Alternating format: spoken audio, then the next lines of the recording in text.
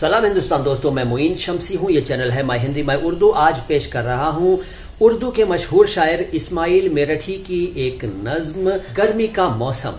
इस नज्म को एक्सप्लेन करूंगा, कठिन शब्दों के अर्थ बताऊंगा, आपको यकीनन मजा आएगा। अगर आप कविता के शौकीन हैं तो मजा आएगा, जरूर आएगा। और अगर आप उर्दू भाषा के शब्दों और उच्चारण के शौकीन हैं तब तो यकीनन बहुत ही मजा आएगा। सुन लीजिए इस नज्म को। गर्मी का मौसम। मई का आन पहुंचा है महीना, मई का आन पहुंचा है महीना, बहा चोटी से एड़ी तक पसीना। मई का आन पहुंचा है महीना, बहा चोटी से एड़ी तक पसीना।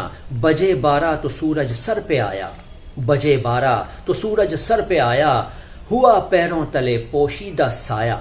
अब देखिए, आन पहुंचा का मतलब बताने की जरूरत नहीं है। आ पहुंचा को आन पहुंचा भी कहते हैं उर्दू में। और पोशीदा शब्द का क्या अर्थ है? पोशीदा शब्द का अर्थ है छुपा हुआ, छुप गया। हुआ पैरों तले पोशीदा साया, यानी कि 12 बज गए तो सूरज सर पर आ गया है। और जब सूरज सर पर होता है तो हमारी जो छाया है वो छोटी से छोटी हो जाती है, बिल्कुल छोटी हो जाती है। और बिल्कुल सही लिखा है शायर ने, हुआ पैरों तले पोशीदा साया। हमारा साया जो है, हमारी छाया जो है, हमारे पैरों के नीचे छिप गई। चली लू और तड़ाके की पड़ी धूप, चली लू और तड़ाके की पड़ी धूप, लपट है आग की गोया कड़ी धूप। यानी लू चल गई है और तड़ाके की धूप पड़ रही है। तड़ाके और तड़ाके दोनों शब्द चलते हैं उर्दू में। तो लू चल रही है और तड़ाके की धूप पड़ रही है। एकदम तड़ाके का मतलब चटखा देने वाली, चटक जाती हैं चीजें धूप से, ऐसी धूप पड़ रही है। लपट है आग की गोया कड़ी धूप, और ये जो धूप है ये ऐसा लगता है जैसे आग की लपट हो। गोया का मतलब मानो, जैसे कि, मानो इसका एक अर्थ है और एक अर्थ है जैसे कि, गोया। तो लपट है आग की गोया कड़ी धूप, जमी है या कोई जलता तवा है। यानी जमीन इतनी गर्म है कि लगता है कि कोई जलता हुआ तवा है। कोई शोला है या पछुआ हवा है। और ये हवा जो है पछुआ हवा, पछुआ, पछेआओ, यानी कि वेस्टर्न विंड, जो पश्चिम दिशा से हवा चलती है गर्मी के मौसम में, वो कितनी गर्म होती है ये आप जानते हैं। तो ऐसी गर्म हवा चल रही है, ऐसी पछुआ हवा, गर्म गर्म हवा चल रही है कि लगता है कि कोई शोला चल रहा है, शोला भड़क रहा है। जमी है या कोई जलता तवा है, कोई शोला है या पछुआ हवा है। दरो दीवार हैं गर्मी से तपते। दरो दीवार का मतलब क्या है? दर का मतलब दरवाजा और दीवार तो आप जानते ही हैं। दरो दीवार हैं गर्मी से तपते, बनी आदम है मछली से तड़पते।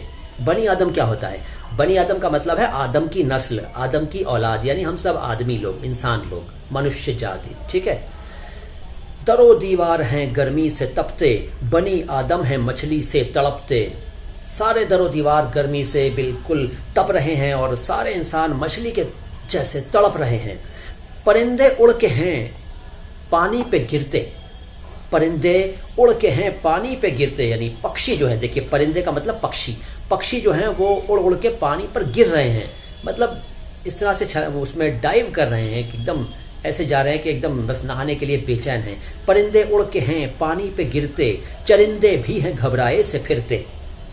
चरिंदे क्या होते हैं? चरिंदे का मतलब चरने वाले जानवर, वो जीव जंतु जो चरते हैं। परिंदे उड़ के हैं पानी पे गिरते, चरिंदे भी हैं घबराए से फिरते। तो चरिंदे जो हैं, जो चरने वाले जानवर हैं, वो भी घबराए हुए फिर रहे हैं। दरिंदे छुप गए हैं झाड़ियों में। अब दरिंदे क्या होता है? देखिए, पहले परिंदे, फिर चरिंदे, अब दरिंदे। दरिंदे का मतलब है वो पशु जो मांस खाते हैं। ठीक है, मांस भक्षी पशु। तो दरिंदे छुप गए हैं झाड़ियों में। जो दरिंदे हैं वो झाड़ियों में छुप गए हैं। मगर डूबे पड़े हैं खाड़ियों में।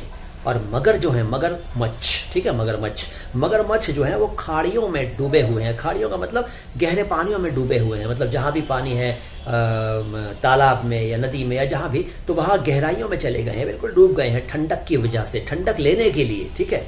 तो दरिंदे छुप गए हैं झाड़ियों में, मगर डूबे पड़े हैं खाड़ियों में। और न पूछो कुछ गरीबों के मकान की, जमी का फर्श है छत आसमां की। गरीबों के मकान की तो बात ही मत पूछो, जमीन का फर्श है वहां पर और आसमान की छत है। यानी फर्श के नाम पे, यानी फर्श का मतलब है बिछोना, बिस्तर, बिछोने के नाम पे जमीन है और आसमान छत बना हुआ है। मतलब जो होते हैं ना, बहुत बेचारे गरीब लोग होते हैं जिनका अपना घर भी नहीं होता, तो वो यूं ही खुले में आराम फरमाते हैं। तो न पूछो कुछ गरीबों के मकान की, जमी का फर्श है छत आसमां की। गरीबों के मकान की बात तो पूछो ही मत, उनके लिए तो जमीन ही बिस्तर है और आसमान छत है। न पंखा है न टट्टी है न कमरा, जरा सी झोपड़ी मेहनत का समरा। टट्टी क्या होती है? टट्टी का मतलब वो खस की टट्टी होती है ना, या ये समझ लीजिए कि बांस की खपच्चियों से कई बार पर्दे वगैरह बना दिए जाते हैं जो लटकाए जाते थे। पहले तो बहुत लटकाए जाते थे, अभी भी बनती हैं वो टट्टियां। खस की टट्टी, बांस की टट्टी, ठीक है, वो दीवार जो तीलियों वगैरह या खपचियों वगैरह की मदद से बनाई जाती है, मतलब चिक टाइप की चीजें जो होती है, चिक होती है ना, चिक आप जानते हैं, तो उसे टट्टी कहते हैं। न पंखा है न टट्टी है न कमरा, न पंखा है न टट्टी है और न कमरा है, जरा सी झोपड़ी मेहनत का समरा। और इन बेचारों की, इन गरीबों की मेहनत का समरा, समरा का मतलब फल, परिणाम, रिजल्ट, नतीजा क्या है? छोटी सी झोपड़ी, एक जरा सी झोपड़ी है, वही इनकी मेहनत का फल है। मतलब इन्होंने मेहनत करके वही बनाई है, वही बना पाए हैं।